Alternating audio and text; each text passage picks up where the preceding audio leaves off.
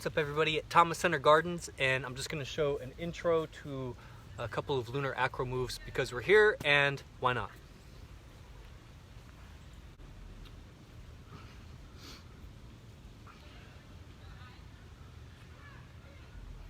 To help the flyer relax, I usually just shake with the legs, maybe some bounces with the calf muscles. I want to be gentle because this is intense traction, so Angie's already really fit, so I wouldn't do this like a first time with somebody that's like not fit. Shaking back of the wrist is better.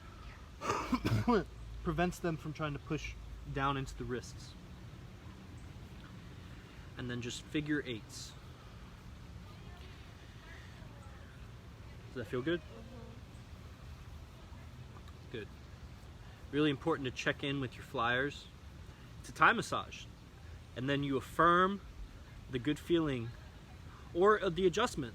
If I say, does that feel good? And she's like, it's too much pressure. I say, good, I'm glad I asked. I'll do less now.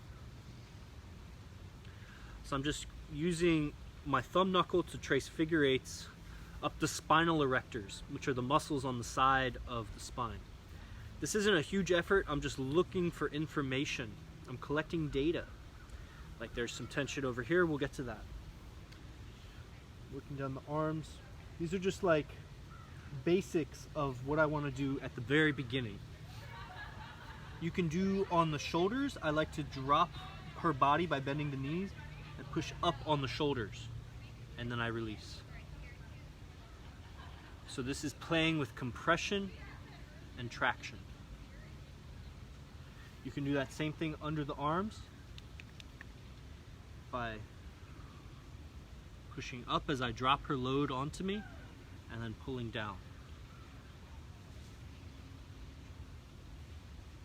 And this depends on the height difference between your base and flyer. A lot of the moves are, different moves are accessible to different base flyer combinations. So this is helping my flyer to release the shoulder girdle. Again, lateral motions, lateral and medial. So I'm looking for her shoulder blades to become mobile on her back.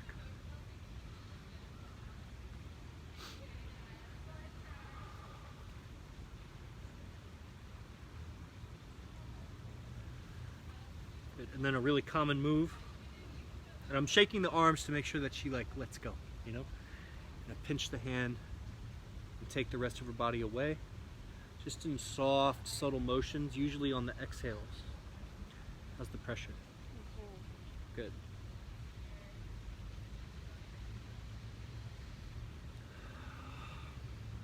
Three to five is the magic number. Don't help me.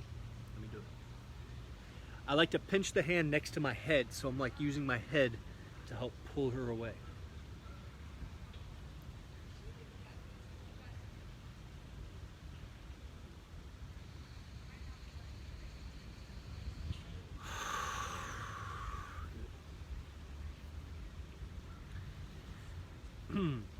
Nope.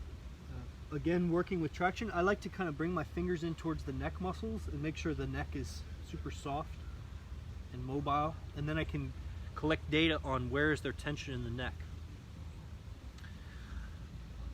Thumbs into basically you have this muscle here called levator scapula that it's commonly confused with trapezius, but its origin is on the spine of the scapula on either side, just lateral of the upper inner corner of the scapula. So basically right where my thumbs are, and right at that trigger point I'll drop her weight onto my thumbs. Feel good?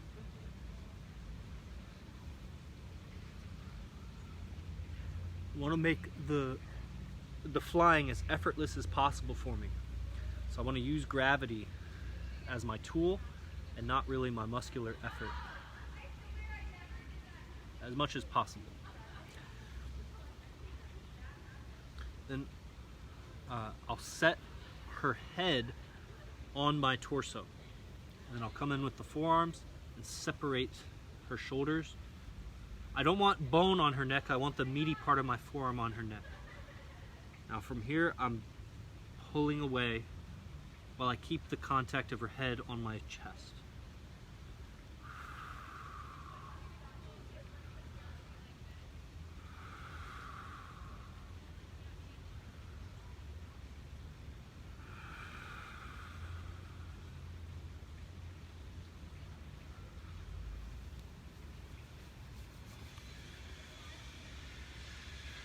And there's so much you could do here. A good kind of conclusion move for this forward flying is the twist. Block the opposite knee with the opposite shoulder with my knee. Ultimately, this blocking knee is going to be bent. It's just the way it is. Depending on her flexibility, this arm might be out here, or I can wrap it around the head. Don't help. Let it go. Yeah. And then I place the head in a way that's most comfortable for her. Here, I want to push inside the shoulder joint onto the pec minor. I may use the backhand to massage around the shoulder blade, or reach around to the rib cage and help accentuate that twist.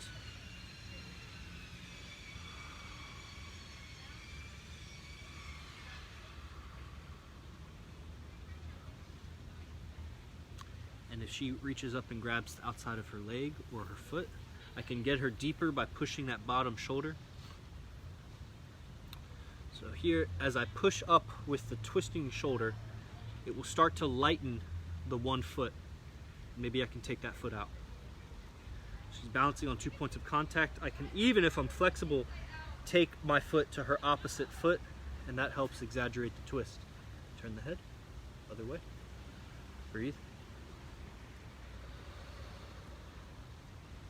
Feels good. And then slowly with control. So that's a bit more advanced move.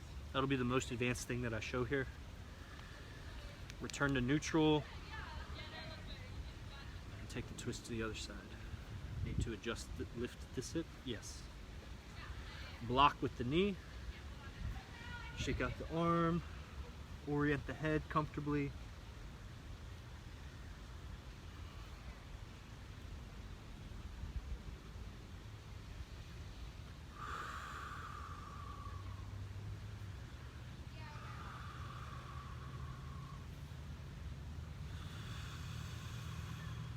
I want to do what I can to elongate the spine as I twist it.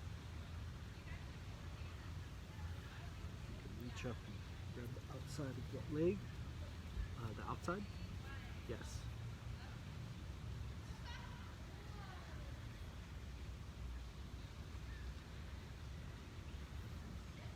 I can maybe try to drop the shoulders. Yes, good.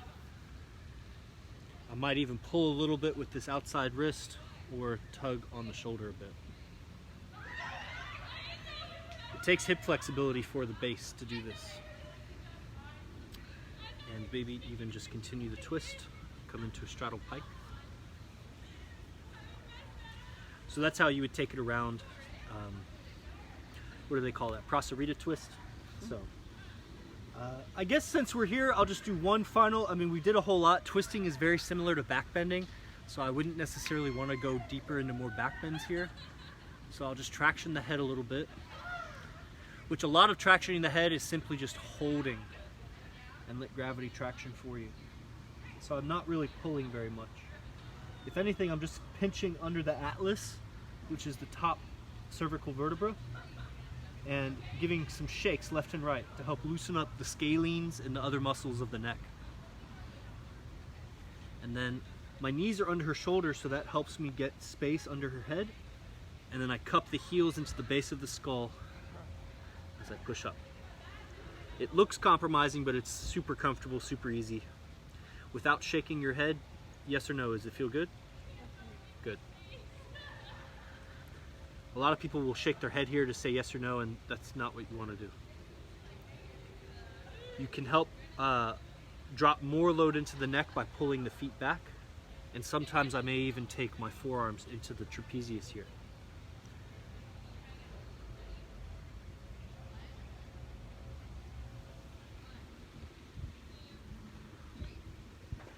So I'll have you grab your ankles, feet together. Take my legs out. Last move here will be just to pull the thighs open. You're holding your ankles? Yeah.